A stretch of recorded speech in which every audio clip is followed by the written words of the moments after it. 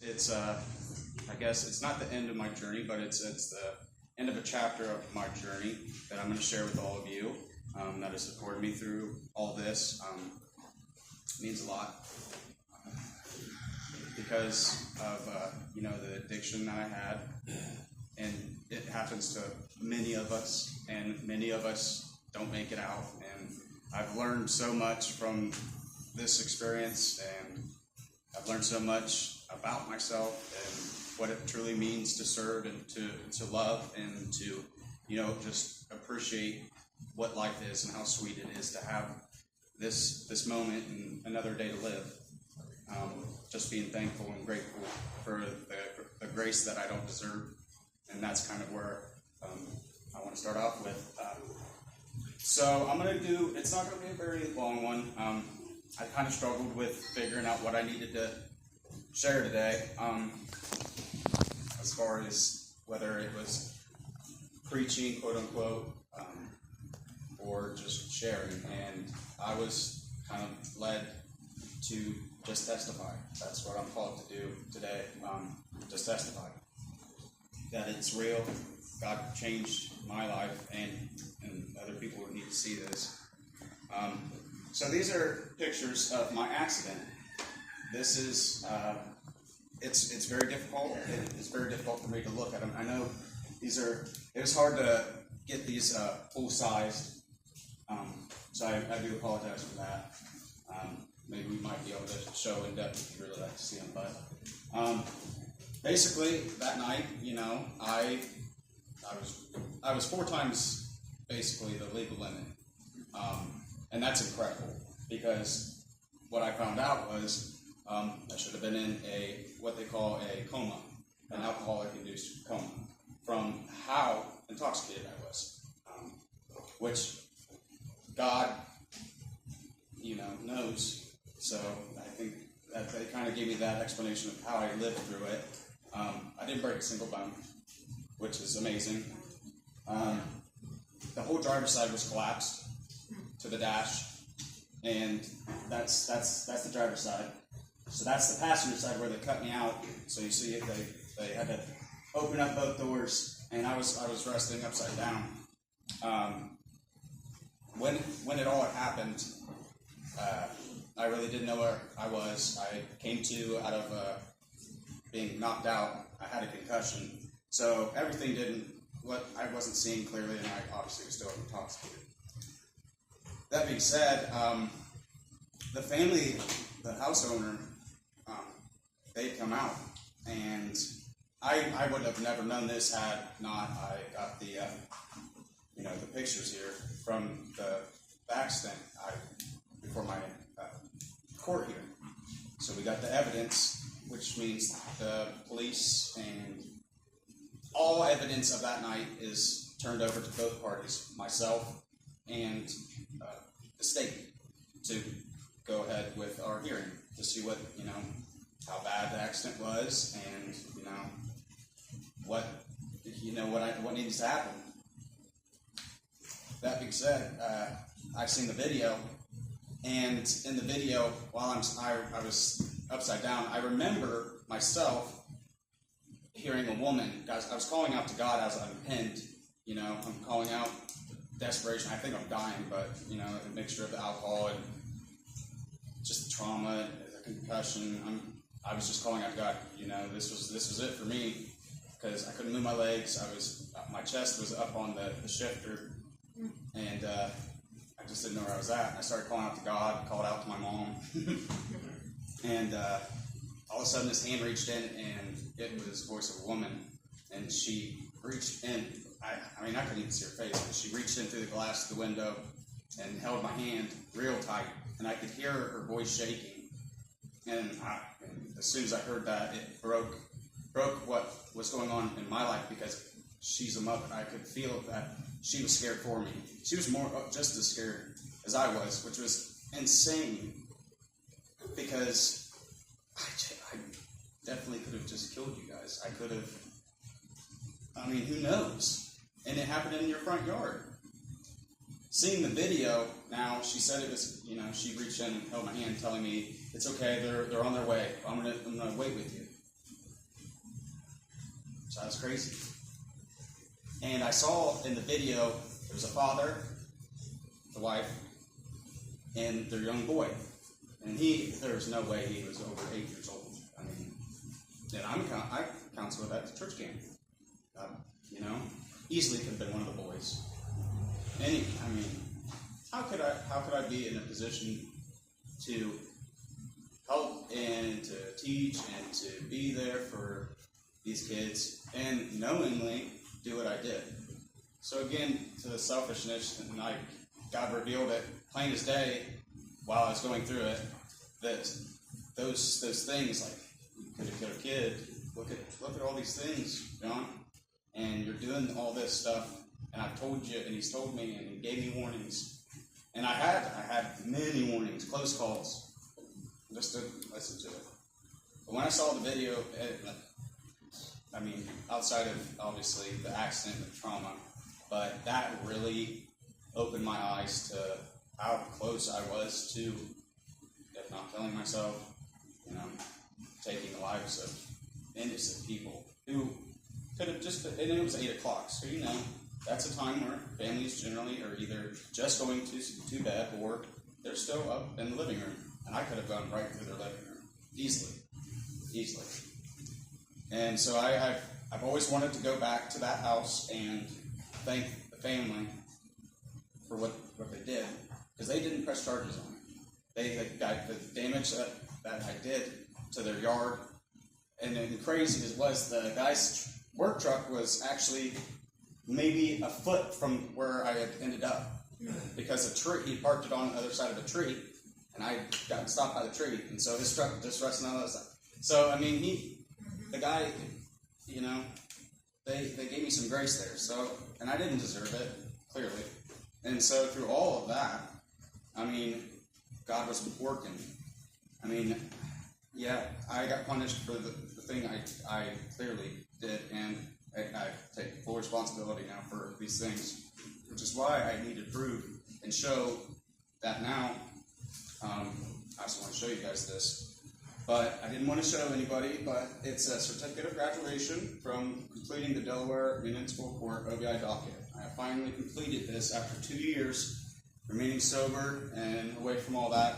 Put the work in, and God's given me all the strength, and it's all because of Him and the church and my family and friends who really, stuck through this hard time and not giving up, giving me the benefit of the doubt, and just overall, I'm just grateful for this second chance at life. And so I just wanted to share a short little devotional is basically what it is, and it will go along with addiction, because I know that before ever being in trouble, I would read a paper or I would hear a story about somebody, like me, who's gotten a DUI or OBI, and you're just sitting there and you're thinking, oh, what a piece of junk, I would never do that. And here I am. I've done it. I did it twice, not just once. So that makes it even worse for me. I have to learn the things the hardest way possible, because I thought I could do it my way. I could coast through this life and, live it up and just put God on the back burner, put my family on the back burner, because, it's fun and I'm enjoying myself, and anything that's hard, I could just push it to the side, because I could get drunk or, and be numb for a couple hours, be broke for sure, and not be happy at the end. And it just continued, because what started out as what I thought was just hanging out with buddies at a bar or whatever, little by little, what I was doing was drowning out what was going wrong in my life, whether relationships, the work, family, anything. It was just to numb it up, because I could go and just shut off the rest of the world at a bar for a little bit, but when I had to leave, I had to go back to the real world. Getting upset with everybody, I couldn't have fun anywhere. It just took the life out of me. And I'm thankful that, unfortunately it had to happen this way, but God knew that and He protected me from it. And that, even in the video I heard from the body cam off the state troopers talking to amongst each other about me. It was crazy hearing them talk about me, who's in the ambulance, you know. They're saying, oh, no, he's going to be in and out of surgeries for a while. I don't know. And not a single one. I mean, I was black and blue, and tore up about as bad as you can, but without breaking anything. But that's amazing. And that's just another testament to, he gave me the choice to make that night. And he showed me what was my future if I chose, obviously, to continue. And there wasn't going to be another chance. He said that was strike 3. And today, you have to make the choice for me or for yourself. And seeing all the pain that I put through my family through, especially the hit me, I'll never forget, you know. The first thing I asked is if I hurt anybody. And they said no. And once they said no, I was able to just let the alcohol do its thing. And it just took over. But once I was in Riverside Hospital and my mom walked in, and all I could do is I was just so ashamed of myself for letting my mom see me do this after I know all the sacrifices that everybody has done, you know, for me that I was not entitled to. And yet, out of love and compassion, people have given up things for me. And all that could have been gone in a second, and what would have been remembered that night, that I was just living the way I wanted to. And that's not what it should have been. But again, thankfully, I'm here today. And so, read this little devotion. Whether it's food, shopping, social media, substances, or etc., many of us have loved and sometimes lost someone with addiction. In fact, so many of us struggle with addiction, and that is the struggle, a struggle that most of us Christians must have to have this conversation. Today's day, it's hard to come out of ourselves and let everybody know that we're imperfect without feeling like we will be put down or judged. Not a part of the group anymore. Not the same as everybody else. When today we're always told that we're just bad, we're no good, and everybody else is so much better. Comparing ourselves steals the joy. And so what do? The instant gratification comes into our life, and we are easily able to find something that can cover up this pain in seconds. I wonder if perhaps at the core of addiction, we feel that we are unworthy of God's love. And we either don't understand or have lost the faith in His power. Perhaps we never understood our true identity or have forgotten it. And we feel lost in the storm. Caught in this struggle, we fight feelings of inadequacy, doubt, pain, and worthlessness. We continually chase after our addiction, hoping that it will dissipate all the fears and pain in our lives, believing that somehow we can overcome our own on our own, or that we will only give in the one last time, I'm done for good. It's basically like, I figured out I know now I can't have a drink. And that's okay. I know that. One is it's too many, and a million will never be enough for me. And that's just how it is. And I found peace in that. And God's given me the peace that when I prayed that He'd take that I hated, that He was sick, that I never wanted again. I wouldn't crave it. And it was difficult. You know, I was on the docket for 691 days, and they had told me that was the second longest they've had anybody on it. So, God was working on me for a while. So, and He put those people in place for that. And so, it's very, talking about the storm in this devotion, it's hard to see it. And a lot of people have talked to me about, trying to not freak out when you're in the storm, and, singing how everything's falling to pieces. And yeah, it is, but trusting the process of God, trusting God every day, because we can't control what's about to happen. We can only control what we're doing. That's as simple as it can get when it comes down to it. Trusting what He's going to do. That's the whole point of us here. We trust God. We trust He's going to take care of it. and that He's going to pull us through what we're going through, because He calls us. It's as easy as that. The grace that we don't deserve, that He gives freely, and it's not fair. And that's the beauty of the whole thing. That it's not fair. We come to Him with nothing, and He gives us everything. And it's as simple as that. All my rap sheet, I hand it over to Him. He's just He's been waiting. Where do you think? And it's as simple as that. I don't have to serve the jail days. I don't have to be put on, probation. I don't have to be put down in this life. And the celebration of a recovery is a huge thing. I feel that we celebrate that recovery for a person that chose to recover, to choose to change. And that's where some people in this time, change is not good enough.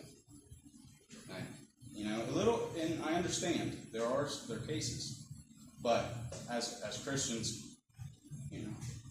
how many of the apostles changed? How many stories have we heard of a person changing their ways? And Jesus celebrates them. Jesus praises that. All walks of life. And so that's where we have to remember that we are worth quite a bit. Because, looking at myself, I'd say, God, I ain't worth nothing. Why would you want me?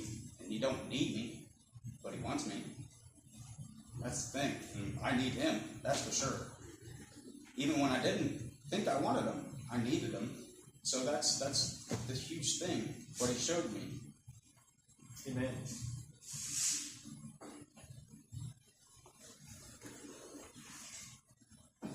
In the following moments of self-loathing and defeat, we set up a firmer foundation to return to the addiction to fight the pain.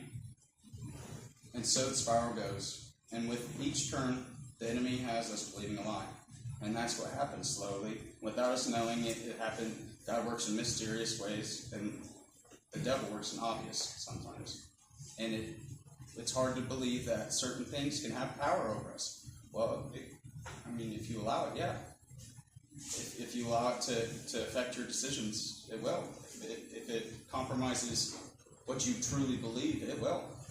Because now you're selling out to fit that specific thing. And God takes you as you are. You don't have to sell out for nothing. Just trust Him and love Him. And, live like you know Him.